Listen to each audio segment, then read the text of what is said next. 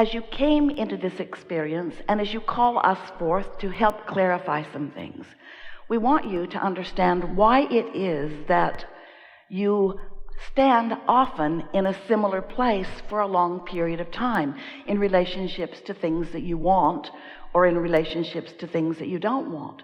We want you to understand that your attention to a subject is a practicing of a vibration of it, and that when you give your attention to something for just a little while, and then you return to that again and again and again, as you continue to think a thought, wanted or unwanted, about something or someone or about yourself, you develop beliefs.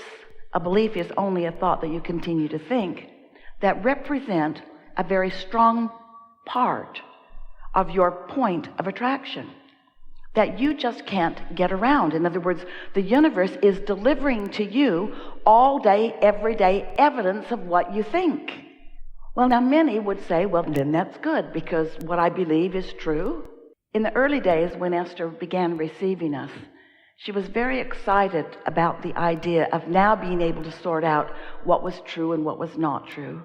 And we said to her, Esther, it would be better if you would realize that when you believe something, whether it is wanted or not, it's only a practice thought that will keep proving itself to you. So the proof is because of the attention to it, not because there's some greater consciousness or greater good who is in agreement with this.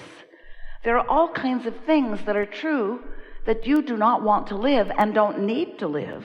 But your attention to these things that you pronounce as truth and therefore worthy of my undivided attention holds you in holding patterns that you need not be in. So the way it works is, when you have a personal experience and you identify that you do not want something, you emanate a vibration about what you do want, even if you are not clear enough to say it in words. And we've been calling that step one of the creative process, because when you know what you don't want, you know what you do want, and in knowing what you do want, you are literally asking for the improvement, asking for what you do want. And when you ask, it is always given immediately, because the non-physical part of you, what you call source or God, is focused with you upon what you are asking for. So there is a huge vibrational influx of attention to your newfound desire. And the point of attraction of that newfound desire really gets goosed up in a powerful way once you have consciously identified that you want something. So then what happens? That's the part that we were talking to you about just a minute ago. So now you've got this desire that law of attraction is responding to in a very powerful way. And the source within you is standing there with that new desire. The question is, what are you doing with your thoughts moment by moment, conversation by conversation? What are you doing with your thoughts? Are you in tune with your desire, or are you, like so many people, still justifying why you want the desire by pointing out to yourself what's wrong with not having it? Which are you tuning to? Are you tuning to the more money you're asking for, or are you tuning to the not enough money that has caused you to ask? And you can tell by the way you feel which end of that stick. You see, every subject is really two subjects, and you are often vibrationally contrary to what you really want without even knowing you're doing it. But as you begin to pay more and more attention to how you feel, then you can tell more often whether you are a vibrational match in this moment to your desire, or whether you are a vibrational match to your belief about this desire. And they're often very far apart. So the whole point of our interacting with you is not about step one or step two, because step one, you can't stop it from happening. You cannot stop from asking. And step two is, you can't keep source from answering. In other words, those steps are already taken care of. But step three is your work. Step three is to listen to the subtleties of the emotions within you, so that you can gradually guide yourself to more and more thoughts about what you do want, so that your desires begin to feel good to you. Remember how good a desire felt when you were little, before others convinced you that you were selfish, or that you shouldn't have it, or that you couldn't have it, or that you weren't going to have it. wanting something in that open, fresh air of free-flowing energy, where the energy that creates worlds is flowing through you, is the most delicious form of life experience. To have carved out from your life experience clarity within yourself about what you want, and then to tune yourself to the frequency of that desire so that there's no resistance within you, is the best feeling state of being that exists. You call it joy or exhilaration, happiness. We call it satisfaction. You call it clarity. We call it satisfaction. You call it happiness. We call it satisfaction. You call it joy and appreciation and love, and we call it satisfaction, satisfaction, satisfaction. Because when you tune yourself to who you are so that you are not affecting any contradiction within you, when you stop that resistance and just allow all that you are to flow toward that which you're asking for, that's the satisfaction of life that you came to live. Often you say, I came to be of value to others, and we say, we know you came for that satisfaction.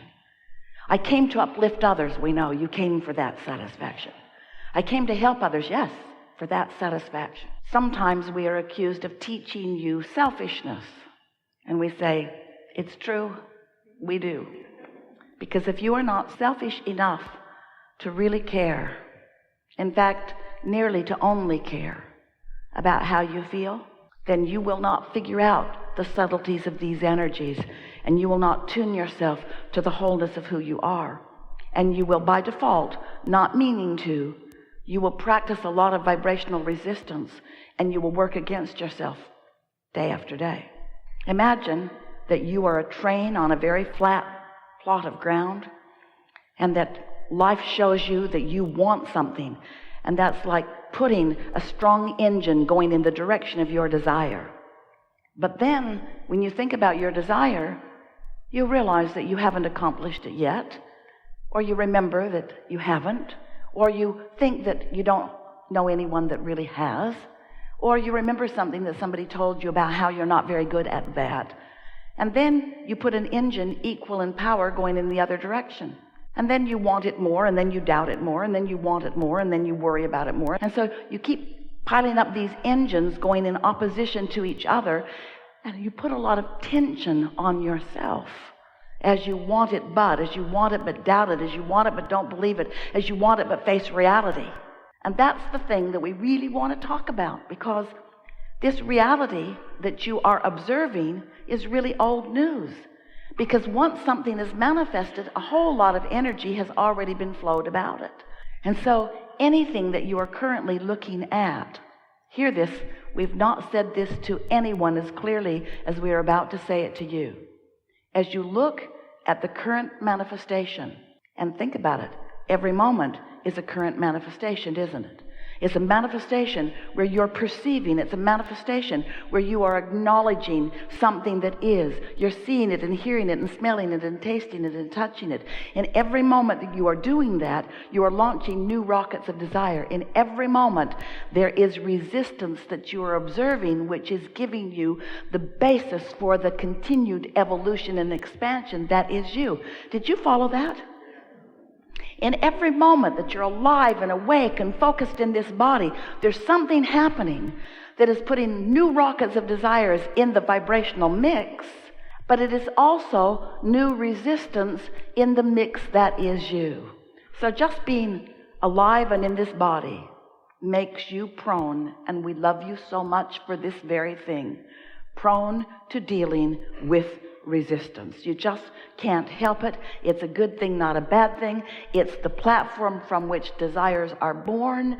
You knew it when you decided to come. You can't get out of it. Stop trying. It's just the way that it is. But you intended to spend a much smaller percentage focused in the now reality in the resistant phase. What you really intended to do is, once a desire was born, to give your mostly undivided attention to the new idea. Because you knew that this forward vibration is really where it is at. In fact, it's so much where it is at that We wrote a book about it. We called it The Vortex, this vibrational reality where you've launched all of these rockets and there is a very valid, very vivid, very real vibrational reality that is the beginning of what will be your manifested reality. For example, if you don't have enough money and you want more money, and you don't have enough money and you want more money, and you don't have enough money and you want more money, you've created a vibrational fortune. And then you say, okay, Abraham, so how do I get it out of the vibration and into the bank? And we say, here's how. You tune to the vibrational frequency of the currency rather than to the vibration of the not enoughness that you may be living. It's about choosing which feels better, putting your words and attention and thoughts toward what feels better until you've practiced that vibration enough that there's a sort of flipping in your vibrational nature. It's like the tipping of a teeter-totter on a fulcrum where you find yourself feeling more prosperous than you formerly were feeling less prosperous. And when that feeling shifts within you, you can know that your point of attraction has too. And then the manifestations that you begin walking into have more of the things that you want. Have you ever wondered how it is that things get here? There's no pipelines trucking them in, no spaceships zooming in and dropping off new contraptions. There's consciousness, and there's attention to subjects. And we've been saying to you for a long time that if this time-space reality has the wherewithal to inspire a desire within you, that it has the wherewithal to deliver the complete goods, which means if this time-space reality can bring a question to you, it has the ability to bring the answer. And the answer is such a satisfying manifestation. If this time-space reality has the wherewithal to present a problem to you, or a lack to you, or a need to you, it has the capacity to bring you the solution. But you've got to find a way to tune to the solution, and you cannot tune to the solution while you're still tuned to the problem. And that really is what we want to talk about mostly today. How is it that this vibrational reality that is vivid, we know you cannot see it, but you can sense it. But as we said earlier, it is subtle. You have to tune yourself to understand the subtleties of it. But once you hone in on it, then you will have control of your turning thoughts to things. Because these vibrations will turn to thoughts, and these thoughts will turn to things, and these things will be your new manifestation. It's always been that way. It will always be that way. Most people do not understand that, and therefore most people just keep objectively observing the pros and the cons and the pluses and the minuses of what is, never having any real understanding that they are creating reality all the time. Creating a reality that for the most part they are very slow to tune into, and therefore are very slow to personally realize. We want you to feel and to utilize deliberately the leverage of alignment. We want you to understand how it is that thoughts turn to things. We want you to be in the receiving mode so that you can be the receiver of the vibration and be right there consciously aware when the vibration bursts into an idea in your mind, and you understood that you were standing in an attitude of non-resistance, and therefore you were in the receiving mode, and therefore what you were asking for that's been being delivered to you by your inner being and by this vortex and by law of attraction that you haven't been hearing because you haven't been on the vibrational frequency, but now you have quieted your mind and you've meditated and you've stopped resistance, and now you're in that pure place, and now you receive the idea. Ugh. Deliberate creation. That's what you've come to live, you see. So we said to you, you are the creator of your own reality. And at first you said good, and then you said, oh. And the more you got to know about law of attraction, the more you worried about things you said. You said, try to suck that back before law of attraction gets hold of that. But you can't suck it back once you've offered it vibrationally. You have to just keep tuning yourself to the vibrational frequency of what you want. And it is not a difficult thing once you begin to understand your emotions.